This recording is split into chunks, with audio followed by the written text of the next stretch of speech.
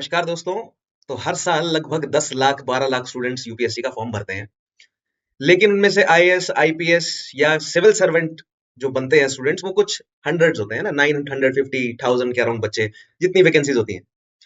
तो अब ये सवाल ये है कि ये कंपटीशन इतना टफ क्यों है।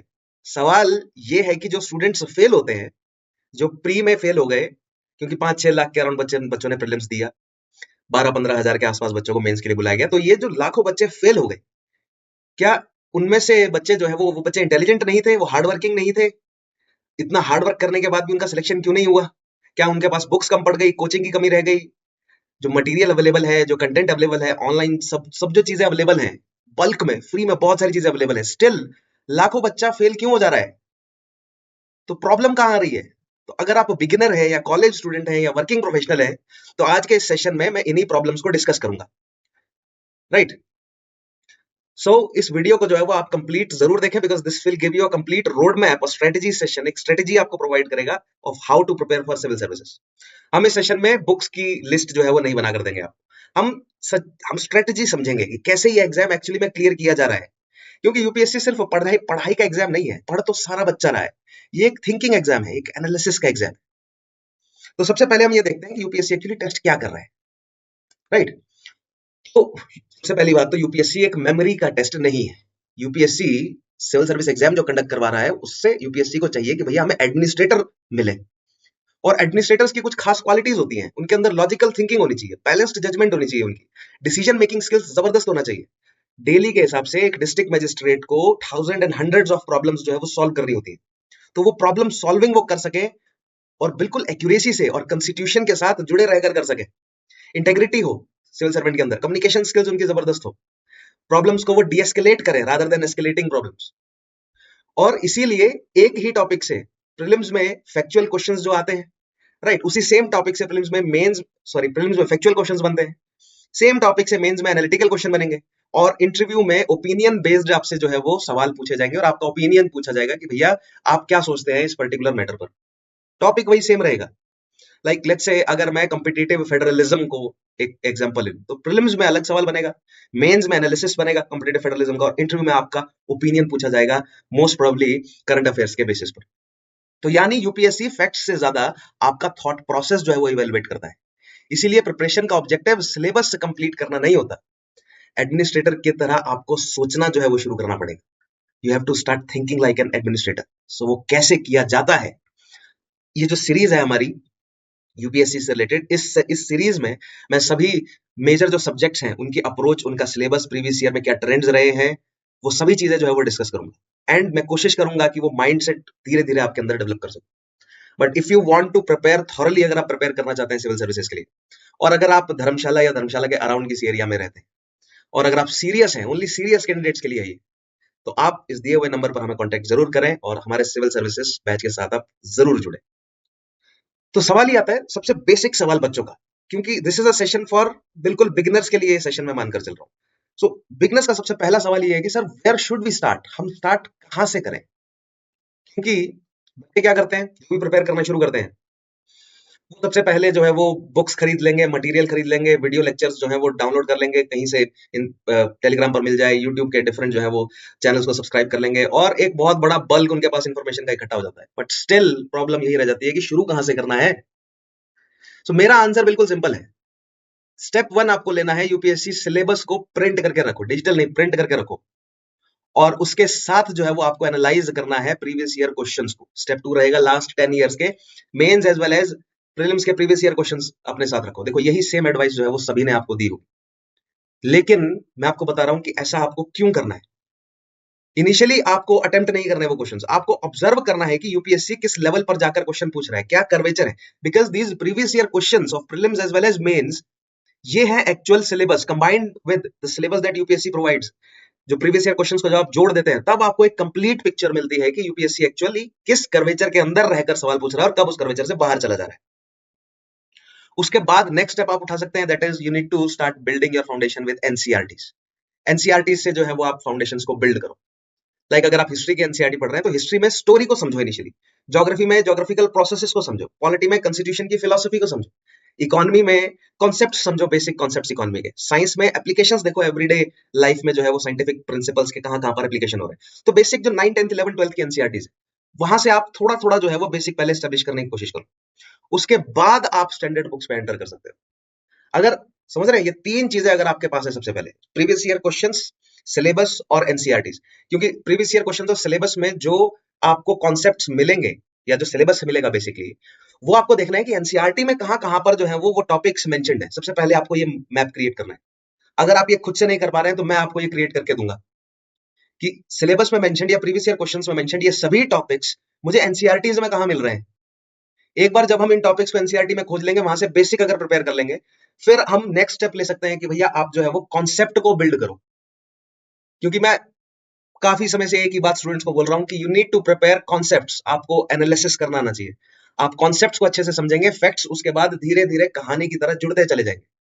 जो बच्चे सिर्फ सिर्फ फैक्ट्स मगअप करते रह जाते हैं, वो प्रीलिम्स तो क्लियर कर लेंगे या जैसे तैसे प्रीलिम्स में वो बैठ जाते हैं, लेकिन वो कभी भी मेंस क्लियर नहीं कर पाएंगे। क्योंकि एक्चुअल एग्जाम मेंस है। मैंने कितनी बार कहा है, the real exam is mains. As the name suggest, civil services mains examination, prelims is just a screening test. So आप एक बार सिलेबस उठाएं, प्रीवियस ईयर क्वेश्चंस उठाएं, एनसीईआरटी से उन सभी टॉपिक्स को ढूंढें कहां कहां पर हैं। जो जो मिल जाए आपको मेनली, खुद से नहीं मिल रहे हैं तो मैं आपकी हेल्प करूंगा। उसके बाद फिर आप मेरी क्लासेस देखिए, कॉन्सेप्ट को बिल्ड करो। Now those who know me, they know that कि सर कॉन्सेप्ट बिल्ड करेंगे। एक बार जब कॉन्सेप्ट बिल्ड हो जाएगा आपके पास मेरी क्लास में, देन आप फिर स्टैंडर्ड बुक्स और एनसीईआरटीज को पैरेलल में रखेंगे। फिर स्टैंडर्ड बुक्स और एनसीईआरटी से कॉम्प्लीमेंट करेंगे उन कॉन्सेप्ट्स को जो एक्स्ट्रा पॉइंट्स आपको वहां पर मिल रहे हैं। उसके बाद फिर आप अटेम्प्ट करेंगे एमसीक्यूज को as well as answer writing. Because हमें डे वन से आंसर राइटिंग शुरू कर देनी है। आंसर के लिए जो है वो सोचना शुरू कर देना है। Because mains is the actual exam. So this is how, ये बेसिक स्ट्रेटेजी आपको फॉलो करनी है to prepare for this examination. एक टॉपिक के लिए चार बुक्स जो है वो चार अलग अलग बुक्स नहीं पढ़नी है। एक टॉपिक के लिए आपको स्टैंडर्ड एनसीईआरटीज, कोई भी एक स्टैंडर्ड बुक, या उसके अलावा अगर आप मेरे साथ ज्वाइन करते हैं तो मैं आपको मटेरियल प्रोवाइड करूंगा, आपको स्टैंडर्ड बुक में भी जाने की जरूरत नहीं पड़ेगी। तो मेरा लेक्चर देखिए, कॉन्सेप्ट बिल्ड कीजिए, प्रीवियस ईयर क्वेश्चन और सिलेबस को साथ में रखिए। उसके बाद आपको एनसीईआरटीज और स्टैंडर्ड बुक्स पढ़नी है। मेरे lecture, NCERTs, standard books, previous year questions as well as syllabus, ये सब आपको एक कोई भी टॉपिक की एक 360 डिग्री एनालिसिस जो है वो प्रोवाइड कर देंगे। उसके बाद आप अटेम्प्ट करेंगे प्री और मेंस के क्वेश्चंस प्रैक्टिस के लिए, और इसे आप बार बार कंसिस्टेंटली करते जाएंगे तो आप पाएंगे अपने आप को in the bracket of those 0.1% जो कि फाइनली एग्जाम क्लियर करते हैं और सक्सेस अचीव करते हैं। आपको याद रखना है, रिवीजन इज द की। मल्टीपल रिविजन्स, एक सिंगल बुक की multiple revisions is far better than revising और रीडिंग 10 बुक्स ओनली वंस। ये भी आपने कई बार जो है वो सुना होगा। So that brings me to the point that what is the effective way of studying? How to study effectively? क्योंकि ये स्टूडेंट्स की एक बहुत बड़ी प्रॉब्लम होती है कि sir that I am a college going student और I am a working professional, मेरे पास समय जो है वो थोड़ा कम है, तो मैं ऐसी कौन सी स्ट्रेटेजी यूज करूं कि कम से कम समय में मैं ज्यादा से ज्यादा आउटपुट निकाल सकूं। राइट, तो सवाल अब ये है कि पढ़ना कैसे है। तो मैंने एक बिल्कुल बेसिक जो है वो फ्रेमवर्क बच्चों को फॉलो करवाया है। वो क्या है? Read, understand, connect and apply. Simple. Read, then understand, then connect and then apply. Right. अब अंडरस्टैंड और रीड को आप इंटरचेंजेबली भी यूज कर सकते हैं। सो दोज स्टूडेंट्स जो कि खुद से प्रिपेयर करते हैं, सेल्फ स्टडी पर ज्यादा उनका जोर है, so they can follow this basic trend कि पहले वो खुद से पढ़े, एनसीईआरटीज को पढ़े पहले सिलेबस और प्रीवियस ईयर क्वेश्चंस के साथ, फिर स्टैंडर्ड बुक्स में जाए, कॉन्सेप्ट पढ़े पहले, फिर उसको अंडरस्टैंड करें, फिर दिए गए कॉन्सेप्ट को कनेक्ट करें बाकी सभी कॉन्सेप्ट के साथ, प्रीवियस ईयर क्वेश्चंस के साथ, यानी कि वो इंटर डिसिप्लिनरी और इंट्रा डिसिप्लिनरी पॉलिसी को फॉलो करें। तो वो क्या है? मैंने आपको पहले भी कई बार बताया है कि भैया हिस्ट्री जो है वो ज्योग्राफी से कनेक्टेड है, ज्योग्राफी इकोनॉमी से कनेक्टेड है, इकोनॉमी पॉलिटी से कनेक्टेड है, ये सारे सब्जेक्ट्स एक दूसरे से कनेक्टेड है। All the subjects are connected with each other. So we need to follow a interdisciplinary as well as एक इंट्रा डिसिप्लिनरी अप्रोच, यानी कि डिफरेंट सब्जेक्ट्स को जोड़कर हमें पढ़ना है। इसका एग्जांपल थोड़ी देर में आपको देता हूं कि क्या जो है वो मैं कहना चाह रहा हूं। सो पहले, और अगर जो बच्चे मेरे साथ जुड़ते हैं उनके लिए तो बिल्कुल सिंपल फॉर्मूला है। सबसे पहले आपको previous year questions, syllabus, NCERTs, उसके बाद मेरा लेक्चर देखिए, अंडरस्टैंड कीजिए कॉन्सेप्ट, जो मैं सारे कॉन्सेप्ट पढ़ा हूं। Then go back to those books, standard books, NCERTs and then standard books, read those books. जो मैंने कॉन्सेप्ट पढ़ाया है उसको ध्यान में रखते हुए उन बुक्स को पढ़ेंगे तो आप वो पढ़ते ही एकदम से दिमाग खुल जाए। और then you need to note down the keywords. उन कीवर्ड्स को कनेक्ट करो डिफरेंट सब्जेक्ट्स के साथ, कीवर्ड्स को कनेक्ट करो करंट अफेयर के साथ। एक 360 डिग्री एनालिसिस बनाना है कि कैसे ओरिजिन हो रहा है, क्या सिग्निफिकेंस है, क्या इंपॉर्टेंस है, क्या ड्रॉबैक्स है, लॉन्ग टर्म में क्या सोल्यूशंस किए जा सकते हैं, यानी कि क्या वे फॉरवर्ड है। ये सारे पॉइंट्स आपके दिमाग में कनेक्टेड होंगे and then you will apply those all of that understanding. Without application there is nothing, then you will apply those. So आप फिर जो है वो टेस्ट सीरीज ज्वाइन करेंगे, या जो हम रेगुलर टेस्ट वीकली टेस्ट लेते हैं आप उसके साथ जो है वो जुड़ सकते हैं, prelims as well as mains के क्वेश्चंस। आपकी जितनी भी अंडरस्टैंडिंग जो भी आपने पढ़ा है हम उसको फिर अप्लाई करके देखेंगे, ठीक है। This is how you study effectively. देखिए 8-8 घंटा 10-10 घंटा पढ़ना और बगैर किसी स्ट्रेटेजी के पढ़ने से, इस तरह अगर आप एक प्रॉपर स्ट्रेटेजी से पढ़ेंगे, एक बार फिर से सुन लो, बिल्कुल सिंपल स्ट्रेटेजी है। यूपीएससी का, सीएससी का सिलेबस उठाना है आपको, प्लस प्रीवियस ईयर क्वेश्चंस, इनको एनालाइज करना है। फिर आपको देखनी है मेरी कॉन्सेप्ट वीडियोस, यानी कि मेरे सेशंस अटेंड करने हैं, मेरे कॉन्सेप्ट्स, मैं जो कॉन्सेप्ट समझाऊंगा आपको वो कॉन्सेप्ट्स अच्छे से समझना है। कोई भी टॉपिक है, जैसे मैं पॉलिटिक्स से शुरू करूंगा या ज्योग्राफी से शुरू करूंगा, हिस्ट्री से शुरू करूंगा, वो सारे कॉन्सेप्ट्स को आपको अच्छे से समझना है। फिर आपको उन कॉन्सेप्ट्स को समझ कर एक बार अंडरस्टैंड करना है and then you need to read again. आपको फिर रीड करना है। आप एनसीईआरटीज रीड कर सकते हैं, स्टैंडर्ड बुक्स रीड कर सकते हैं, या मैं तो कहूंगा कि आप स्टैंडर्ड बुक एनसीईआरटीज प्लस मेरे द्वारा दिया गया मटेरियल रीड कीजिए। एनसीईआरटीज और मटेरियल कंबाइंडली रीड करना and then you need to apply those things. उसको फिर अप्लाई कीजिए, यानी कि solve MCQs as well as write mains answers. और इसे आप कंटिन्यूसली टॉपिक बाय टॉपिक करते चले जाएंगे तो एक बहुत थॉरली आप प्रिपेयर करेंगे अपने आप को। You just need to follow this, this is the very basic strategy end of the session. अगर आप यही फॉलो करें बहुत रहेगा, एंड आई मीन दिस। देखिए दोज हु विल और who want to join my classes, उन्हें तो मैं ये फॉलो करवाऊंगा ही, थॉरली फॉलो करवाऊंगा। लेकिन अगर आप कहीं और से भी प्रिपेयर कर रहे हैं तो you need to prepare concepts. Concepts book से सिर्फ पढ़कर जो है वो आपको नहीं समझ आएगा। एक एक्सपीरियंस्ड मेंटर बहुत जरूरी है जो आपको पॉलिटी के कॉन्सेप्ट को इंडियन सोसाइटी के साथ कनेक्ट करके दिखाए, जो ज्योग्राफी को इकोनॉमिक्स के साथ कनेक्ट करके दिखाए, जो हिस्ट्री को पॉलिटी और सोसाइटी के साथ कनेक्ट करके दिखाए, जो कल्चर को इकोनॉमिक्स को, कल्चर को सोसाइटी से, कल्चर को पॉलिटी से। सो दैट मींस ये जितने भी टॉपिक्स हैं prelims as well as mains के, इन सबको एक साथ जोड़कर आपको पढ़ाए, एक साथ पिरोए, तभी आप जो है वो मेंस में अच्छा परफॉर्म कर पाएंगे। देखिए एसे और एथिक्स दो ऐसे सब्जेक्ट्स हैं या दो ऐसे पेपर हैं जिनमें सबसे ज्यादा स्कोर किया जा सकता है, जिनमें स्कोर किया जा सकता है मोर देन 130 मार्क्स। क्योंकि अगर आप जीएस की अगर आप बात करते हैं तो जीएस 1, 2 और 3, राइट। अगर आपको आईएएस बनना है, सबको आईएएस बनना है, 75 के अंदर जो है वो रैंक लानी पड़ेगी। अगर आप जनरल कैटेगरी से या अनरिजर्व कैटेगरी से, आपको 1100 नंबर के आसपास जो है वो, यानी कि 1000 से प्लस जो है वो आपको नंबर लाने पड़ेंगे, राइट। 1100 की रेंज में यानी कि आना पड़ेगा आपको, 1000 से प्लस नंबर चाहिए। अगर आप किसी रिजर्व्ड कैटेगरी से बिलोंग करते हैं तो ये हो सकता है कि ये नंबर 950 तक जो है वो चला जाए, राइट। अगर आपका सपना है आईपीएस बनना तो नंबर और थोड़ा कम हो सकता है, लेकिन हाईएस्ट जो है वो हमें क्या सोचना है, सभी सोचते हैं बच्चे कि भैया we need to become IAS. तो आपको, अगर मैं कैटेगरीज की भी बात करूं, सभी रिजर्व कैटेगरीज की, तो 900 एंड अबव जो है वो नंबर आपको स्कोर करना है ओवरऑल। तो 900 नंबर स्कोर करने का मतलब ये है, एंड इनफैक्ट 900 तो बिल्कुल बॉटम लाइन हो गई ना, ठीक है। 950 से 1000 तक नंबर अगर आपको स्कोर करने हैं तो इसका मतलब यह है कि आपको 800 की रेंज में जो है वो मेंस में नंबर लाने पड़ेंगे, और फिर उसके बाद 150 से प्लस आपको इंटरव्यू में अगर आप स्कोर करते हैं तब जाकर आप पहुंच पाएंगे 1000 नंबर के या 950 प्लस नंबर पर, और कंफर्टेबली आपको आईएएस जो है वो सर्विस मिल सकती है। क्योंकि सभी का सपना जो है वो आईएएस आईपीएस बनना है, राइट। वो तो हमारे नंबर्स कम रह जाते हैं तो बच्चे जो है वो, उनको बाकी की सर्विसेज जो मिलती हैं वो नंबर कम रहने की वजह से मिलती है, लेकिन सभी का सपना यही होता है कि भैया आईएएस क्लियर करें। इसलिए यूपीएससी सीएससी को आईएएस का एग्जाम भी बोलते हैं, क्योंकि everyone wants to be IAS. So you need to score around 800, और 150 से ज्यादा आपको जो है वो स्कोर करना पड़ेगा इंटरव्यू में, 800 से प्लस आपको स्कोर करना पड़ेगा मेंस में, तब जाकर आप 950 प्लस या 1000 प्लस मार्क्स में पहुंचेंगे और आप कंफर्टेबली जो है वो एक आईएएस बन पाएंगे। अगर आप जनरल कैटेगरी से बिलोंग करते हैं तो आपको 1000 प्लस स्कोर करना ही पड़ेगा। अगर आप किसी फर्दर कैटेगरी से यानी कि रिजर्व कैटेगरी से बिलोंग करते हैं तो आपको 950 प्लस स्कोर करना पड़ेगा ताकि आप comfortably. Everyone wants to become an IAS officer. UPSC paper का सिनोनिमस क्या बनता है भैया? आईएएस बनना है, ठीक है। तो आईएएस बनने के लिए कितने मार्क्स आपको मेंस में चाहिए? क्योंकि मेंस के मार्क्स एंड इंटरव्यू के मार्क्स मिलाकर जो है वो आप आईएएस बनते हैं। तो अगर आपको टॉप रैंक चाहिए तो 1100 के आसपास आपको स्कोर करना पड़ेगा। लेकिन अगर आप अनरिजर्व्ड कैटेगरी में है यानी कि 75 के अंडर अगर आपको रैंक लानी है तो you have to score 1000 plus marks. और अगर आप रिजर्व्ड कैटेगरी से हैं तो you have to score somewhere around 950 marks जो है वो आपको स्कोर करने पड़ेंगे। सो इन एनी केस अगर आपको आईएएस बनना है, आपको 950 के अराउंड जो है वो मार्क्स स्कोर करने ही पड़ेंगे। तो ये 950 मार्क्स में अगर मैं मान लूं, लेट्स से आपको अराउंड 800 मार्क्स आपको जीएस से लेकर आने पड़ेंगे, यानी मेंस से लेकर आने पड़ेंगे, जीएस और ऑप्शनल को मिलाकर, और 150 के आसपास जो है वो मार्क्स आपको इंटरव्यू से लेकर आने पड़ेंगे, राइट। सो ये 800 मार्क्स की अगर मैं बात करूं,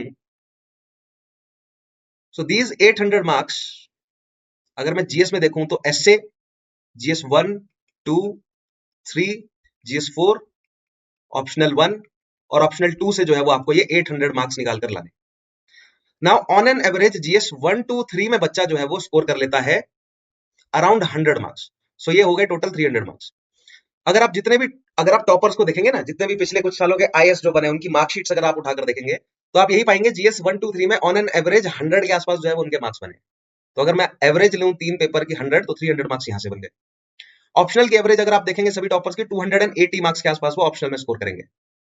तो ये 300 प्लस 280 हो गया 580 मार्क्स। स्टिल बाकी का बचा हुआ जो 800 में से अगर मैं 580 को माइनस करता हूं तो 220 मार्क्स जो बचते हैं अराउंड, क्योंकि आपको 800 से ज्यादा ही स्कोर करना पड़ेगा, आपको 820 830 तक स्कोर करना पड़ेगा, राइट। या आपको इंटरव्यू में फिर ज्यादा मार्क्स लाने पड़ेंगे, आपको वहां पर 200 180 से 200 तक जो है वो जाना पड़ेगा। लेकिन if you want to be comfortable, so जो मेजोरिटी ज्यादातर जो नंबर निकल कर आते हैं वो एसए से और जीएस पेपर 4 से बच्चा जो है वो ज्यादा नंबर निकाल कर लाता है, क्योंकि ये जीएस 1, 2, 3 में ये तो 300 मैंने बहुत जेनरस नंबर बता दिया, right. This will be somewhere around 270 से 280 तक मार्क्स आते हैं, ठीक है। और ये 250 से 280 के बीच में जो है वो ऑप्शनल 1 ऑप्शनल 2 मिलाकर मार्क्स आते हैं। तो जो रैंक बनाते या बिगाड़ते जो दो पेपर हैं वो है एसए और जीएस पेपर 4।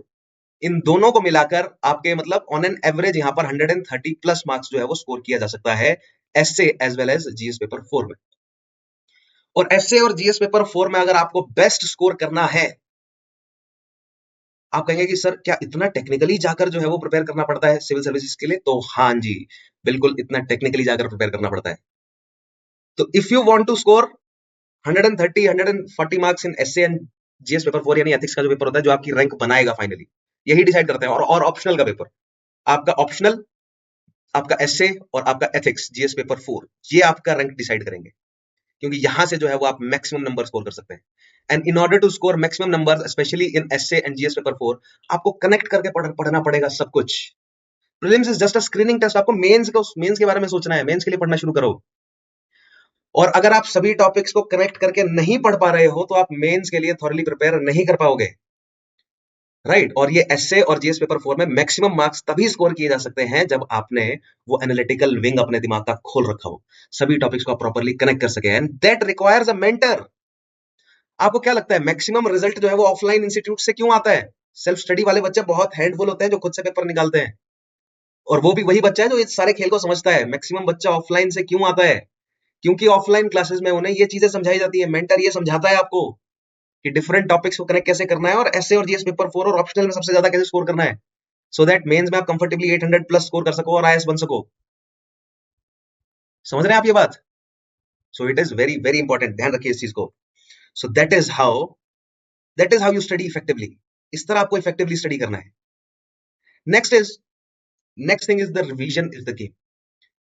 रिवीजन का खेल है सारा, पढ़ने से काम नहीं चलता। There is something called, it is known as the forgetting curve. आपने आज जो पढ़ा वो इन्फॉर्मेशन ज्यादा से ज्यादा 2 या 3 दिन तक जो है वो आपके दिमाग में ताजा रहेगी, उसके बाद धीरे धीरे दिमाग जो है भूलना शुरू कर देगा, ठीक है। मैंने ऐसे क्यों कहा कि कॉन्सेप्ट्स पर हमें ज्यादा ध्यान देना है? कॉन्सेप्ट्स पर ज्यादा ध्यान क्यों देना है हमें? बिकॉज कॉन्सेप्ट्स जब मैं आपको समझाऊंगा, लाइक अगर मैं इंडियन हिस्ट्री समझा रहा हूं तो उसमें इंडियन हिस्ट्री में चेंज एंड कंटिन्यूटी समझाऊंगा। अप्रोच के लिए सेपरेट जो है वो सेशन लूंगा, वहां पर डिफरेंट सब्जेक्ट्स में क्या क्या अप्रोच रखते हैं, we will discuss all that. लेकिन एक एग्जांपल देता हूं मैं। हमारा दिमाग मेमोरी तभी जनरेट करता है जब उसके साथ कोई स्ट्रॉन्ग इमोशंस जुड़े। जब तक इमोशंस नहीं जुड़ेंगे तब तक हमारा दिमाग जो है वो स्ट्रॉन्ग मेमोरी नहीं बनाएगा। जब हम फैक्ट्स को मगअप करते जाते हैं, तो हमारा दिमाग जो है वो इमोशंस नहीं कनेक्ट कर पाता उसके साथ। That is one of the greatest reason कि बच्चे जो है वो कनेक्ट नहीं कर पाते किसी भी टॉपिक को और रिटेन नहीं कर पाते उस इंफॉर्मेशन को। क्यों? क्योंकि वो इमोशनल स्पार्क उस कॉन्सेप्ट से रिलेटेड उनके दिमाग में नहीं बनता है, जिससे वो उस फैक्ट को रिटेन कर सके, उस कॉन्सेप्ट से जुड़े हुए फैक्ट्स को रिटेन करके रख सके। और यहीं पर आते हैं मेंटर्स, यहीं पर आता हूं मैं कॉन्सेप्ट्स इसी तरह समझाऊंगा ताकि आपके दिमाग में एक इमोशनल रिस्पॉन्स उसकी तरफ जो है वो डेवलप हो। क्योंकि जीएस एथिक्स पेपर 4 में, जीएस का जो पेपर 4 है एथिक्स का, उसमें एम्पैथी करके एक कॉन्सेप्ट हम पढ़ते हैं, इमोशनल इंटेलिजेंस एक कॉन्सेप्ट हम पढ़ते हैं जिस पर क्वेश्चंस बनते हैं बार बार। तो यूपीएससी क्यों पूछ रहा है, वो इसीलिए पूछ रहा है, देखना चाह रहा है कि क्या आप कनेक्ट कर पा रहे हैं दूसरों के साथ या डिफरेंट कॉन्सेप्ट के साथ या नहीं, आप उसके इमोशंस को समझ पा रहे हैं या नहीं, दूसरे लोगों के इमोशंस को समझ पा रहे हैं या नहीं, किसी सिचुएशन पास्ट में रहने वाले जो लोग हैं उनके साथ आप एक जो है वो इमोशनली कनेक्ट हो पा रहे हैं या नहीं। आप कहेंगे सर आप इमोशन पर इतना जोर क्यों दे रहे हैं, क्लास में समझाऊंगा ये सारी चीजें और कैसे, because this is scientifically proven है ये चीज। अगर आपको मेरी बात पर विश्वास नहीं हो रहा है तो जाकर जो है वो आप सर्च कर सकते हैं, there are many different research papers जो कि ये क्लियरली सजेस्ट करते हैं कि इमोशंस से जो मेमोरीज डेवलप होती हैं वो ज्यादा कोर मेमोरीज बनती हैं और ज्यादा समय तक हमारे दिमाग में फ्रेश रहती है। तभी मैंने कहा कि first we need to study concepts, फिर उसके बाद हमें बुक पढ़नी है, रीड करना है एनसीईआरटीज को, स्टैंडर्ड बुक्स को, उसके बाद फिर हमें अप्लाई करना है उन कॉन्सेप्ट्स को, राइट। एंड हमें फिर रिवीजन को भी साइकिल में रखना है भैया, रिवीजन के साइकिल के बगैर कुछ नहीं होगा। क्योंकि आज अगर आपने भले ही कितना अच्छे से इमोशनली किसी भी कॉन्सेप्ट के साथ कनेक्ट किया हो, 2-3 दिन बाद वो मेमोरी फेड होना शुरू हो जाती है। एग्जाम के दिन जो है वो याद रखना है अगर सभी चीजों को, तो रिवीजन इज एवरीथिंग। ठीक है, मैं हमेशा कहता हूं कि रीडिंग जो है वो आपको किसी कॉन्सेप्ट के साथ फेमिलियर बना सकती है, लेकिन रिवीजन जो है वो आपको उस कॉन्सेप्ट से जो है वो कॉन्सेप्ट से रिलेटेड जितनी भी जुड़ी हुई चीजें हैं उसके प्रति आपको कॉन्फिडेंस प्रोवाइड करेंगे, एंड कॉन्फिडेंस ही आपको सिलेक्शन दिलाएगा। रिवीजन के लिए कंसाइज नोट्स जो है बनाने पड़ते हैं, बुक्स को एक बुक में से दूसरी बुक नहीं छापनी पड़ती, कीवर्ड्स को आपको हाईलाइट करना पड़ता है। अब ये कीवर्ड्स का खेल क्या है ये क्लास में समझाऊंगा।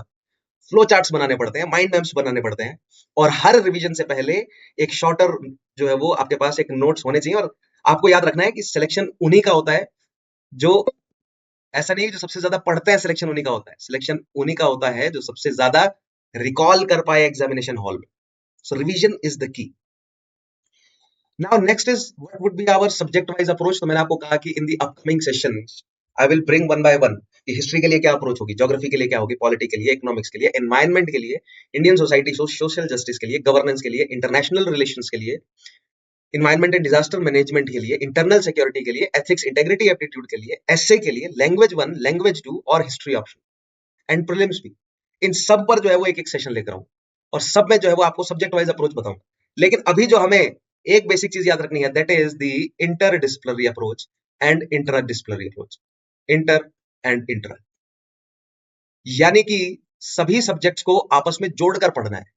हिस्ट्री को जोड़कर पढ़ना है ज्योग्राफी से, ज्योग्राफी को जोड़कर पढ़ना है कल्चर से। अभी कुछ समय पहले एक मेंस में सवाल बना था कि जो साउथ वेस्ट मानसून है जिसको पुरवैया भी कहा जाता है, वो किस तरह जो बिहार वाला एरिया है वहां पर, ये जो भोजपुर वाला एरिया है वहां पर कल्चरली उसे किस किस तरह इन्फ्लुएंस कर रहा है ये पुरवैया या साउथ वेस्ट मानसून। तो आपने देखा ज्योग्राफी को कल्चर के साथ कनेक्ट किया गया। तो ये है दैट इंटरडिसिप्लिनरी अप्रोच। इसी तरह देयर आर मेनी, इनफैक्ट हर साल हर जीएस पेपर में मेजॉरिटी ऑफ क्वेश्चंस डायरेक्टली नहीं पूछे जाते, इंटरडिसिप्लिनरी अप्रोच के होते हैं। यानी ज्योग्राफी पॉलिटी से कनेक्टेड होगा, पॉलिटी इकोनॉमिक्स से, इकोनॉमिक सोसाइटी से, सोसाइटी जस्टिस से, गवर्नेंस इंटरनेशनल रिलेशन से कनेक्ट होगा, गवर्नेंस इकोनॉमिक्स से कनेक्ट होगा, हिस्ट्री पॉलिटी से कनेक्टेड होगी। So all these subjects will be connected with each other. और जब आप इन सबको कनेक्ट करके पढ़ते हैं then you score more on essays, in essays and ethics और जीएस पेपर 4। और जब वहां पर ज्यादा स्कोर करते हैं तो मेंस में आपके नंबर ऊपर जाते हैं और आपके बेटर सर्विस मिलने के चांसेस को बढ़ाते हैं। तो हमें इंटरडिसिप्लिनरी अप्रोच अपनानी है, जो मैं नेक्स्ट सेशंस लाऊंगा एक एक करके, सभी डिफरेंट सब्जेक्ट्स को कनेक्ट करना सिखाऊंगा आपको। और जो मेरी क्लासेस है उसमें भी मैं पूरा प्रॉपर कनेक्शन कैसे बिठाया जाता है डिफरेंट सब्जेक्ट्स के बीच में, सारा खेल ही मेरा यही है, सारी एक्सपर्टीज ही मेरी यही है कि डिफरेंट सब्जेक्ट्स को कैसे कनेक्ट करना है। And other is interdisciplinary approach, with in a subjects different topics को कैसे कनेक्ट करना है। राइट, हिस्ट्री के अंदर एंशिएंट और मेडिवल को कैसे कनेक्ट करके पढ़ना है, एंशिएंट और मॉडर्न को कैसे कनेक्ट करके पढ़ना है, अर्ली मेडिवल और मॉडर्न को कैसे कनेक्ट करना है, मॉडर्न और वर्ल्ड हिस्ट्री को कैसे कनेक्ट करना है, ज्योग्राफी में ओशियोनोग्राफी क्लाइमेटोलॉजी को कैसे कनेक्ट करना है, क्लाइमेट और जियोमॉर्फोलॉजी को कैसे कनेक्ट करना है, इंडियन ज्योग्राफी को वर्ल्ड ज्योग्राफी से कैसे कनेक्ट करना है, ह्यूमन ज्योग्राफी को फिजिकल ज्योग्राफी से कैसे कनेक्ट करना है, इकोनॉमिक्स में मैक्रो को माइक्रो से कनेक्ट कैसे करना है। राइट, पॉलिटी कॉन्स्टिट्यूशन में पॉलिटिकल प्रोसेसेस को कॉन्स्टिट्यूशनल मोरालिटी के साथ जो है वो कैसे कनेक्ट करना है। So interdisciplinary approach and interdisciplinary approach, concept समझेंगे, बिल्कुल सिंपल है, क्लियर हो रहा है दिमाग में, कॉन्सेप्ट समझना है। ठीक है, यही इंटरडिसिप्लिनरी अप्रोच समझनी है अच्छे से। फिर और साथ में पैरेलल में ध्यान में क्या रखना है, सिलेबस और प्रीवियस ईयर क्वेश्चंस क्या है, फिर बुक रीडिंग करनी है, एनसीईआरटी और मेरा मटेरियल पढ़ना है या स्टैंडर्ड बुक्स को पढ़ना है, और फिर अप्लाई करते चलना है बस। फिर प्रीवियस ईयर क्वेश्चन सॉल्व करने हैं, फिर मेंस के आंसर लिखते जाने हैं, एमसीक्यू सॉल्व करने हैं, पहले सेक्शनल सॉल्व करने हैं और फिर फुल फ्लेजेड लेंथ के पेपर सॉल्व करने हैं। And at the same time parallel में आपको रिवीजन की साइकिल में भी रहना है। तो ये कॉम्प्लिकेटेड नहीं है, अगर एक प्रॉपर स्ट्रक्चर से पढ़ाई की जाए तो बहुत आसान है। ये एग्जाम डिफिकल्ट इसलिए है क्योंकि सिलेबस वास्ट है। ये एग्जाम बहुत सारे बच्चे क्लियर इसीलिए नहीं कर पाते क्योंकि स्ट्रेटेजी बहुत गलत यूज कर रहे हैं वो समझ ही नहीं रहे कि एग्जामिनर चाहता क्या है आपसे। So next thing will be the subject wise approach. उसके बाद अगली चीज जो हम कनेक्ट करेंगे वो है प्रीवियस ईयर क्वेश्चंस के साथ करंट अफेयर्स, स्टैटिक के साथ डायनामिक को, स्टैटिक और डायनामिक को आपस में जोड़ना है हमें। अब ये क्या होता है, स्टैटिक को डायनामिक के साथ कैसे जोड़ा जाता है? देखिए, सबसे पहली अप्रोच क्या है, इंटरडिसिप्लिनरी प्लस इंट्राडिसिप्लिनरी अप्रोच। ठीक है, दूसरी अप्रोच क्या है, स्टैटिक को डायनामिक के साथ जोड़ू। ठीक है, सो करंट अफेयर्स जो है वो आपको for the sake of current affairs की भैया कनेक्टेड रहना, ऐसे ऐसे नहीं तैयार करते करंट अफेयर। कोई भी टॉपिक मैंने आपको पढ़ाया, लाइक लेट्स से मैंने आपको प्रियम्बल पढ़ाया, ठीक है, आपको अखबार के साथ, मैगजीन्स के साथ जुड़े रहना रेगुलरली। इनफैक्ट मैं कहूंगा कि डेली आपको अखबार पढ़ना है, लेकिन उस डेली अखबार में से आपको उठाना क्या है? अगर आपने प्रीवियस ईयर क्वेश्चंस को अच्छे से एनालाइज कर रखा है, pre as well as mains के, उनको डेली आप एनालाइज करते हैं, क्योंकि एक दिन में तो सारे पेपर आप पढ़ नहीं सकते, लेकिन इनिशियली 2-3 महीने में आपने वेल कनेक्टेड रहा प्रीवियस ईयर क्वेश्चन के साथ, डेली आपने उनको अच्छे से स्टडी किया, और साथ साथ में आप अखबार पढ़ते जा रहे हैं। तो नाउ आपको मैंने प्रीएम्बल कॉन्सेप्ट को एक्सप्लेन किया। अब प्रीएम्बल में जो है वो सेक्युलर टर्म को मैंने आपको अच्छे से एक्सप्लेन किया। अब सेक्युलर टर्म पर जो है वो सेक्युलरिज्म से रिलेटेड कोई एडिटोरियल आ गया, राइट? सो आपको सेक्युलरिज्म क्या है ये तो मैंने कॉन्सेप्ट समझा दिया। नाउ सेक्युलरिज्म पर जो एडिटोरियल आया, वहां से आपको करंट अफेयर का एक पॉइंट मिल जाएगा, और वो पॉइंट आपको प्रीलिम्स में भी काम आएगा एज अ क्वेश्चन, और मेंस में भी काम आएगा कोट करने के लिए अंडर द टॉपिक सेक्युलरिज्म। तो आपको बेसिकली पॉइंट्स हंट करने हैं, both for prelims as well as for mains, current affair के माध्यम से। करंट अफेयर को सप्लीमेंट करना है अपने आंसर में, क्योंकि अंत में हमें आंसर राइटिंग करनी है भैया, है ना? Mains is the actual exam, and answer writing के अराउंड जो है वो सब कुछ रिवॉल्व करेगा। और ज्यादातर आंसर्स में एक बहुत बड़ा कंपोनेंट रहेगा करंट अफेयर का। करंट, अगर देखो एग्जामिनर जो आपकी शीट चेक करेगा, वो डेफिनेटली आपसे एक्सपेक्ट करता है कि ये जो भी कॉन्सेप्ट पूछा गया है, क्या आपने इसकी एप्लीकेशन होती हुई देखी है पिछले 1-1.5 साल में कहीं? तो अगर सेक्युलरिज्म से रिलेटेड या कॉम्पिटिटिव फेडरलिज्म से रिलेटेड अगर कोई क्वेश्चन आता है, या एनर्जी सिक्योरिटी से रिलेटेड कोई क्वेश्चन आता है, या इंसर्जेंसी से रिलेटेड कोई क्वेश्चन आ रहा है, या वोटर मतलब सिटीजन राइट्स या वोटर राइट्स से रिलेटेड कोई क्वेश्चन आ रहा है, या इलेक्शन कमीशन से रिलेटेड कोई क्वेश्चन आ रहा है, राइट? तो उसमें एग्जामिनर एक्सपेक्ट कर रहा है कि आप करंट अफेयर से पॉइंट डालोगे। तो अगर हम इलेक्शन कमीशन पढ़ रहे हैं, इलेक्शंस के बारे में समझ रहे हैं हम अच्छे से, और आपको न्यूज रीडिंग करनी है साथ साथ में, आपने देखना प्रीवियस ईयर में इलेक्शंस पर प्री और मेंस में इस तरह के क्वेश्चंस बने, this is how this is done. ठीक है, मान लो पॉलिटी में इलेक्शन टॉपिक पढ़ रहे हैं, तो आपको पैरेलल में क्या रखना है कि प्रीवियस ईयर क्वेश्चंस पिछले 10 साल में इलेक्शन में ये टॉपिक बना है, और प्री में भी एज वेल एज मेंस में भी। फिर मैंने इलेक्शन टॉपिक जो है वो आपको अच्छे से पढ़ाया। ठीक है, जो टॉपिक्स, मेरी कोशिश ये रहेगी कि पिछले 10-15 साल में pre as well as mains में हर एक सिलेबस में दिए हुए टॉपिक के हिसाब से जो जो चीजें पूछी गई हैं, जिस जिस कॉन्सेप्ट को पूछा गया, वो सभी मैं क्लास में कवर करा दूं। समझ रहे हैं ना आप? पिछले एटलीस्ट 15-16 साल में prelims as well as mains में कोई भी एक टॉपिक है, लाइक फेडरलिज्म है, फेडरलिज्म से रिलेटेड जितने भी प्री और एज वेल एज मेंस में सवाल बने होंगे, उन सबको फेडरलिज्म के कॉन्सेप्ट्स के साथ जो है वो मैं क्लास में एक्सप्लेन करूं। ठीक है, ताकि जो मैं बता रहा हूं कि प्री और मेंस के जो क्वेश्चंस हैं उसको आप अच्छे से समझ सके, क्योंकि खुद से तो करना ही है, मैं क्लास में भी करवाऊंगा।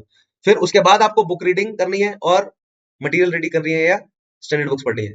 ठीक है, then you need to hunt for points from the newspapers and magazines on that same topic. वो जो डायनेमिक अप्रोच है, वो जो आप पॉइंट्स फिर हंट करेंगे, उसके बाद फिर जब आप टेस्ट सीरीज लगाते हैं, या प्रीवियस ईयर क्वेश्चन सॉल्व करें, या मेंस के आंसर लिखें, तब जाकर जो है वो एक्स्ट्रा माइल आप कवर करेंगे, जो एग्जामिनर देखेगा कि हाँ भैया इस बच्चे ने जो है वो केवल कॉन्सेप्ट को समझा ही नहीं है, उसकी एप्लीकेशन होती हुई भी देखी। तो interdisciplinary approach as well as intradisciplinary approach, static as well as dynamic, और pre plus mains plus interview, ये है complete strategy to prepare for civil services. ठीक है, सो क्या है, interdisciplinary plus intradisciplinary, pre plus mains plus interview. ठीक है, pre में कॉन्सेप्ट्स और फैक्ट्स दोनों पूछे जाएंगे, लेकिन मेंस में उन कॉन्सेप्ट्स और फैक्ट्स का analysis, evaluation, critical analysis, critical evaluation, discuss करना, कमेंट करना, यानी एक 360 डिग्री में आपको उस टॉपिक को प्रिपेयर करना पड़ेगा। और इंटरव्यू में ओपिनियन बेस्ड जो है वो क्वेश्चन ज्यादा बनते हैं, राइट? उसके अलावा स्टैटिक प्लस डायनामिक, यानी कि जो ऑलरेडी सॉरी, जो सिलेबस में पहले मेंशन्ड है, या जो ऑलरेडी अभी तक घट चुका है किसी भी टॉपिक से रिलेटेड, वो उसका स्टैटिक हो गया। एंड देन फिलहाल जो है वो क्या नई डेवलपमेंट हो रही है, सो दैट्स डायनामिक। ठीक है, ये तीनों चीजें अगर आप जोड़कर पढ़ रहे हैं तो आप प्रॉपर तरीके से प्रिपेयर कर सकते हैं। और इसके साथ मेरी जो स्टडी स्ट्रेटेजी है क्या है, कॉन्सेप्ट को पढ़ा, अच्छे से कॉन्सेप्ट को पढ़ा और उसके साथ रखे syllabus as well as previous year questions pre और मेंस के कॉन्सेप्ट, और ये साथ में करने हैं, साथ में रखना है। देन आपने जो है वो रीड किया, ठीक है, फ्रॉम एनसीईआरटीज और या तो स्टैंडर्ड बुक्स या तो मेरा दिया हुआ मटेरियल, और फिर उसके बाद जो है वो आपने अप्लाई किया बाय प्रैक्टिसिंग। प्रैक्टिस करनी है फिर किसमें, यानी कि सॉल्व करने हैं ज्यादा से ज्यादा एमसीक्यूज और लिखने हैं मेंस के आंसर्स, ठीक है। और ये सभी चीजें जो है वो एक रिपीटेड साइकिल में आप करते जाएंगे, रिवीजन के साथ करते जाएंगे, तो आप पाएंगे that you are in that 0.1%, gradually आप उस 0.1% में पहुंच जाएंगे। And don't get me wrong, this is not a quick process, it takes around 18 months. पूरे सिलेबस को इस तरह प्रिपेयर करने में 18 महीने से 2 साल तक लगता है, तो आपको समय लगाकर थोरली प्रिपेयर करना पड़ेगा। ये जो बोलते हैं ना कि 1 साल में 6 महीने में प्रिपेयर करा देंगे, that is not how preparation is done. Preparation takes time, क्योंकि सिलेबस बड़ा है और ये राइट अप्रोच है, ये टॉपर्स की अप्रोच है, ये वो कंडेंस है, वो निचोड़ है जो टॉपर्स फॉलो कर रहे हैं, and you need to follow this. और अगर आप ये फॉलो करेंगे, मैं आपको फॉलो करवाऊंगा, मेरे साथ अगर आप ये फॉलो करेंगे तो मैं आपको एक फाइटिंग चांस प्रोवाइड करूंगा कि आप जो है वो मेंस में, प्री तो क्लियर करेंगे ही ऑब्वियसली, लेकिन मेंस में 800 प्लस जो है वो स्कोर करें। और जब आप ये सारी चीजें इस तरह प्रिपेयर करेंगे तो ऑटोमेटिकली आपकी पर्सनैलिटी इतनी जबरदस्त डेवलप हो जाएगी। देन उसके बाद फिर थोड़ा सा फाइन ट्यूनिंग, अगर आप इंटरव्यू की प्रिपरेशन करें अच्छे से, ठीक है, थोड़ा सा फाइन ट्यूनिंग की जरूरत होगी उसके बाद। इंटरव्यू में भी आप 150 और 180 के आसपास जो है वो मार्क्स स्कोर करके लाएंगे और आप बनेंगे next IAS. This is the correct strategy, in fact this is the most effective strategy to prepare for civil services. तो अगर मैं सीधी बात करूं कि फिल्म्स के लिए क्या स्ट्रेटेजी है हमारे पास, ये तो आपको फॉलो करना ही है, राइट, क्योंकि हमारा मेन फोकस जो है वो किस पर होगा, मेंस के लिए होगा, लेकिन प्रीलिम्स के क्वेश्चन भी हम सॉल्व करते चलेंगे, राइट। प्रीलिम्स एक, आपको ध्यान रखना है, लेकिन प्रीलिम्स एक एलिमिनेशन एग्जाम है, ठीक है, सिलेक्शन एग्जाम नहीं है, सिलेक्शन एग्जाम मेंस है, तो इसलिए इसके लिए स्ट्रेटेजी बहुत जरूरी है, राइट। सो आपको प्रिपरेशन जो है वो 3 फेजेस में करनी है, फाउंडेशन बनाना है, उसको कंसोलिडेट करना है और फिर एग्जाम मोड पर जाना है। फाउंडेशन जो है वो कैसे बनेगा, सिलेबस और प्रीवियस ईयर क्वेश्चन के साथ, राइट। उसको कंसोलिडेट कैसे करना है, कॉन्सेप्ट कॉन्सेप्ट समझना है, रीड करना है, अप्लाई करना है, ठीक है। कॉन्सेप्ट समझना है, रीड करना है, अप्लाई करना है, साथ में रखना है प्रीवियस ईयर क्वेश्चंस और सिलेबस। ये आप लगातार करते जाएंगे विद प्रॉपर रिवीजन, और फिर एग्जाम से पहले 90 डेज पहले आप पूरी तरह, प्रीलिम से पहले आप सिर्फ और सिर्फ दिन के डेली एक एक पेपर सॉल्व करते चलेंगे, हर 2 दिन में एक पेपर सॉल्व कर रहे हैं, कैसे नहीं एग्जाम क्लियर होता। So interdisciplinary approach, static, dynamic, pre plus mains plus interview, syllabus and previous year questions, pre plus mains. उसके अलावा मेरे द्वारा दिए गए कॉन्सेप्ट्स को अच्छे से समझना है। कॉन्सेप्ट्स में यही तो समझाऊंगा मैं, स्टैटिक और डायनेमिक कैसे जोड़ना है, डिफरेंट सब्जेक्ट्स को आपस में कैसे जोड़ना है, एक सब्जेक्ट के विद इन टॉपिक्स को आपस में कैसे जोड़ना है, और ये सारी चीजें मैं आपको प्रैक्टिकली होती हुई दिखाऊंगा प्रीवियस ईयर क्वेश्चंस के माध्यम से, क्योंकि ये सारी चीजें हवा में नहीं कर रहा हूं बात, ये क्वेश्चंस इसी तरह से यूपीएससी ने पूछे हैं, उसके बाद मैंने ये स्ट्रेटेजी जो है वो डिवाइस करी है। उसके बाद अगर आप अच्छे से 90 डेज आखिरी में आप मॉक्स मॉक्स मॉक्स लगाते जाएं, राइट, कुछ भी नया नहीं पढ़ना, जो ऑलरेडी पढ़ा है उसको बस रिवाइज किया और मॉक लगाया, रिवाइज किया और मॉक लगाया, ठीक है। नाउ माइंड इट, ये सिर्फ जीएस पर लागू नहीं हो रहा है, सीसेट पर भी लागू हो रहा है और ऑप्शनल पर भी ये सेम चीज लागू हो रही है। आपको सीसेट पर भी यही सेम फंडा लागू करना है, ठीक है। सिलेबस, प्रीवियस ईयर क्वेश्चंस, ठीक है, सीसेट तो प्रीलिम्स में होगा केवल, देन उसके कॉन्सेप्ट पढ़ने हैं अच्छे से, ठीक है। If there is something to read then you read about it, but then you, if there is not something to read, फिर आप उसको सीधा अप्लाई करें। सो कॉन्सेप्ट समझना है और अप्लाई करना है, प्रीवियस ईयर क्वेश्चंस और सिलेबस को साथ में रखना है। That goes for CSAT also, और रेगुलरली सीसेट के साथ भी जुड़े रहना है, और ऑप्शनल के साथ भी, ऑप्शनल के लिए भी ये सेम स्ट्रेटेजी जो है वो लागू होती है, राइट। तो मेंस के लिए स्ट्रेटेजी क्या है, तो वो तो मैं आपको डिटेल में ले ही जाऊंगा, ठीक है। मेंस जो है वो नॉलेज का नहीं, प्रेजेंटेशन का एग्जाम, ठीक है। मेंस में बेसिकली देखो, प्रीलिम्स में वो आपकी सारी नॉलेज चेक कर लेते हैं, अच्छे से चेक कर लेते हैं नॉलेज। मेंस में वो चेक कर रहे होते हैं कि क्या आप मैनेज कर सकते हो या नहीं, आपकी मैनेजमेंट स्किल कैसी, क्योंकि जो सिविल सर्विसेज है वो एक मैनेजमेंट लेवल पोजीशन है, हाई प्रेशर जॉब है, तो वही टेस्ट कर रहे होते हैं, वही टेस्ट कर रहा होता है यूपीएससी, कि उस हाई प्रेशर जॉब को जो है वो आपने कैसे डील किया। आपने कैसे डील किया कि 20 सवाल आपके सामने दिए गए हैं, इन दैट गिवन टाइम 3 घंटे में उस 20 सवाल के आंसर आपको लिखना है, लगभग 4000 से 4200 4500 वर्ड्स आपको लिखने हैं, जो कि बहुत मुश्किल टास्क है। दिन में 2 बार ऐसा करना है, हफ्ते में 5 बार ऐसा करना है, और दूसरों से बेटर करना है, ये टेस्ट किया जा रहा है। क्यों? क्योंकि जब आप अपनी 50s में होंगे, जब आपकी सर्विस के 25-30 साल पूरे हो चुके होंगे, जब आप एक बहुत सीनियर ओहदे पर होंगे, जब आपका एक एक सिग्नेचर कई कई करोड़ों लोगों को इफेक्ट डालेगा, तो यूपीएससी यही चेक करना चाहता है कि जब आप उस एज में होंगे, उस ओहदे पर होंगे, तो क्या आप सही डिसीजंस ले पाएंगे या नहीं, आप एक्यूरेट डिसीजंस ले पाएंगे या नहीं। इसीलिए मेंस में इतना ज्यादा जो है वो स्ट्रेस होता है, इतना ज्यादा प्रेशर होता है, और यही प्रेशर टेस्ट है मेंस। मेंस आपकी यही प्रेशर को टेस्ट कर रहा है कि आपने इस प्रेशर को मैनेज कैसे किया। और फिर इंटरव्यू में वो आपकी पर्सनैलिटी टेस्ट करते हैं कि आप प्रेशर को केवल मैनेज करना ही सीखे हैं, या पर्सनैलिटी भी आपकी सूट कर रही है एक सिविल सर्वेंट को। क्या आपने सिर्फ अपने आप को ट्रेन किया है, या आपने एक्चुअली में आप उन पर्सनैलिटी ट्रेट्स को अपने अंदर इनकलकेट किया, आपने उस वैल्यूज को वर्च्यू बनाने की तरफ स्टेप उठाया या नहीं। That is what they check in personality test. So presentation का एग्जाम है मेंस। आपने दूसरों से बेटर जो है वो कैसे प्रेजेंट किया, कैसे बेटर इंट्रो लिखा, कैसी better body, conclusion, headings, bullet points, examples, flow charts, diagrams, current affair कैसे इंक्लूड किया, वर्ड लिमिट को कैसे मैनेज किया, स्पेस को कैसे मैनेज किया, हैंडराइटिंग को कैसे मैनेज किया। यस, हैंडराइटिंग, बेटर हैंडराइटिंग पर बेटर मार्क्स मिलते हैं, राइट। स्टैटिक नॉलेज को करंट अफेयर के साथ कैसे जोड़ा, एथिक्स और ऐसे में जो है वो आपने क्या इंटरडिसिप्लिनरी और इंट्राडिसिप्लिनरी अप्रोच शो करी या नहीं। यही सब रैंक बूस्टर्स है, राइट। आंसर राइटिंग एक बहुत बेहतरीन स्किल है, जिसको मैं इंस्टिंक्ट के लेवल पर जो है वो स्टूडेंट को ले जाने की कोशिश करता हूँ कि वो स्किल इंस्टिंक्ट के लेवल तक चली जाए। एंड देन फाइनली आता है इंटरव्यू और पर्सनैलिटी टेस्ट, राइट। बोर्ड ये नहीं देख रहा कि आप कितना जानते हो एट दैट टाइम, क्योंकि वो प्री और मेंस में उन्होंने अच्छे से टेस्ट कर लिया, ठीक है। वो ये देख रहे हैं कि क्या आप एक रिस्पॉन्सिबल सिविल सर्वेंट बन सकते हो या नहीं, क्या आपके अंदर वो कामनेस है या नहीं, क्योंकि वहां पर वो प्रेशर में डालकर देखेंगे आपको, ऐसी सिचुएशंस देंगे जिसमें आप बहुत ज्यादा प्रेशर में आ जाए। तो वो आपकी मतलब हाजिर जवाबी चेक करते हैं, वो चेक करते हैं कि आप कितना रेडिली क्रिएटिव आंसर दे सकते हो, कितना काम रहकर अपनी इंटेग्रिटी को कॉम्प्रोमाइज तो नहीं कर रहे, कितनी बैलेंस्ड थिंकिंग है आपकी, कम्युनिकेशन कितना स्ट्रांग है, राइट। तो ये क्वालिटीज प्रिपरेशन के फर्स्ट डे से डेवलप होती हैं, जैसे जैसे, और मेरे साथ अगर आप प्रिपेयर करोगे तो बिल्कुल फर्स्ट डे से ये सभी क्वालिटीज आपको मैं प्रिपेयर करके दूंगा। और अगर मुझे पूरी यूपीएससी की प्रिपरेशन को एक फॉर्मूला में समराइज करना हो तो मैं क्या कहूंगा कि understand the exam, build strong concepts, choose limited resources and revise again and again and again. Practice करो ज्यादा से ज्यादा प्रीवियस ईयर क्वेश्चंस को, प्रैक्टिस करो प्री के क्वेश्चंस को, मेंस के आंसर राइटिंग के ज्यादा से ज्यादा प्रैक्टिस करना है, मॉक टेस्ट लगाना है ज्यादा से ज्यादा, एनालाइज करना है, फिर अपनी सारी मिस्टेक्स को एनालाइज करना है, क्योंकि इवैल्यूएट करना है, हमें डेवलप करना है। डेवलपमेंट कैसे होती है, आपने अटेम्प्ट किया, आपने गलतियां करी, आपने वो गलतियां देखी, क्या क्या करी हैं, गलतियों से सीखा, and then you improve yourself. और कंटिन्यूअसली आप कंसिस्टेंटली इंप्रूव करते जाए, और धीरे धीरे जो है वो आप उस ब्रैकेट में पहुंच जाएंगे।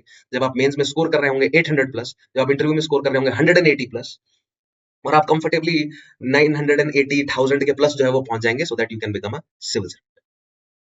यू जस्ट हैव टू, ये ट्राइड एंड टेस्टेड प्रोसेस है मेरा, you just have to trust this process. बिल्कुल सिंपल प्रोसेस है, फिर से बता दे रहा हूँ क्या करना है हमें। इंट्राडिसिप्लिनरी अप्रोच और इंटरडिसिप्लिनरी अप्रोच अपनानी है। डायनामिक को स्टैटिक के साथ जोड़ना है। हमें प्री, मेंस और इंटरव्यू तीनों को ध्यान में रखकर पढ़ना है। बच्चे केवल प्री के लिए पढ़ते जाते हैं, एक्चुअल एग्जाम मेंस है, और यहाँ पर फाइनली आपको पर्सनैलिटी को डेवलप करना साथ साथ है। मेंस के लिए अगर आप थोड़ी प्रिपेयर करते हैं तो आपकी ग्रेजुअली पर्सनैलिटी डेवलप हो जाती है। सो ये तीन चीजें आपको ध्यान में रखनी है, ठीक है। और इसके पैरेलल में स्ट्रेटेजी क्या है, तो भैया syllabus plus previous year questions of both pre as well as mains. फिर उसके बाद जो है वो कॉन्सेप्ट समझने हैं आपको, मेरे साथ या जहां पर भी, जिसके साथ भी आप कॉन्सेप्ट समझ रहे हैं, आपको कॉन्सेप्ट समझना है। कॉन्सेप्ट्स में आपको इंटरडिसिप्लिनरी और इंट्राडिसिप्लिनरी अप्रोच अपनानी है। कॉन्सेप्ट्स में आपको डायनामिक और स्टैटिक अप्रोच अपनानी है। कॉन्सेप्ट में आपको प्री और मेंस अप्रोच अपनानी है, ठीक है। फिर कॉन्सेप्ट्स पढ़कर आपको रीड करना है। रीड करना बहुत जरूरी है, पढ़ना बहुत जरूरी है, क्योंकि वहां से आपको कीवर्ड्स, नए फ्रेजेस आंसर में कोट करने के लिए नई स्टेटमेंट्स मिलती है। रीड करना है, एनसीईआरटीज को रीड करना है, ठीक है। स्टैंडर्ड बुक्स अगर आप पढ़ना चाहते हैं, स्टैंडर्ड बुक्स रीड कर सकते हैं। मेरे साथ जुड़ेंगे तो मैं आपको मटेरियल प्रोवाइड करूंगा। And then you have to apply, और फिर आपको अपनी ये सारी नॉलेज अप्लाई करनी है, ठीक है, in the form of solving MCQs and writing mains answers. और फिर आपको इवेल्युएट करना है। अप्लाई करने के बाद क्या है, अप्लाई करने के बाद then you have to evaluate and improve. और ये रिवीजन के साथ अगर आप करते जाएंगे, इस साइकिल में आप बने रहेंगे, तो कैसे नहीं क्लियर होता है एग्जाम, डेफिनेटली क्लियर होगा। So this is the right way, this is the most efficient way. So if you want to join, so upward study, मैं और अपवर्ड स्टडी मिलकर हम UPSC civil service examination batch जो है वो foundation batch pre plus mains लेकर आए हैं, राइट। ज्वाइन कीजिए। So this is the contact number and this is the contact number. यहाँ पर आप कॉन्टैक्ट करके जो है वो पूछ सकते हैं कि भैया कैसे जो है वो क्या क्या स्ट्रक्चर है पढ़ाने का, तो we will provide you all the information. Visit कीजिए, we are in Dharamshala, Himachal Pradesh. अगर आप धर्मशाला, कांगड़ा, इसके आसपास के रीजन में प्रिपेयर करना चाहते हैं प्रॉपरली सिविल सर्विसेज के लिए, सीरियस बच्चा चाहिए मुझे, तो मुझे सीरियस बच्चा चाहिए, ज्यादा भीड़ नहीं चाहिए। 20 बच्चा भी आ जाएगा ना और बिल्कुल सीरियस होगा, ठीक है, तो मैं बिल्कुल खुश हूँ, राइट। मेरे बारे में अगर आप जानते हैं तो I have many years of teaching experience, और अनअकैडमी और स्टडी आईक्यू पर जो है वो मेरी वीडियोस अवेलेबल हैं। मेरा नाम विशाल चौहान सर्च कीजिएगा आप यूट्यूब पर, तो आपको मेरी वीडियोस जो है वो मिल जाएंगी। उसके अलावा अन्य कई जो है वो कोर्सेस हमारे इंस्टीट्यूट पर अवेलेबल है, लेकिन फिलहाल मैंने जो है वो शुरू किया है about UPSC civil service examination का बैच। सो मेक श्योर कि आप हमारी वीडियोस को अगर आप देखते हैं तो शेयर जरूर करें, लाइक जरूर करें, कमेंट करें नीचे, और अगर आप थॉरली प्रिपेयर करना चाहते हैं तो हमारी टीम के साथ कनेक्ट जरूर करें। सो that is all for today. मिलते हैं नेक्स्ट सेशन में। नेक्स्ट सेशन से हम अप्रोच डिस्कस करेंगे सब्जेक्ट वाइज, और उसमें ये धीरे धीरे आपको एक कहानी खोलकर समझाना जब शुरू करूं। So that is all for today. मिलेंगे नेक्स्ट क्लास में, तब तक के लिए अपना ध्यान रखिए। Take care, have a nice day. जय हिंद।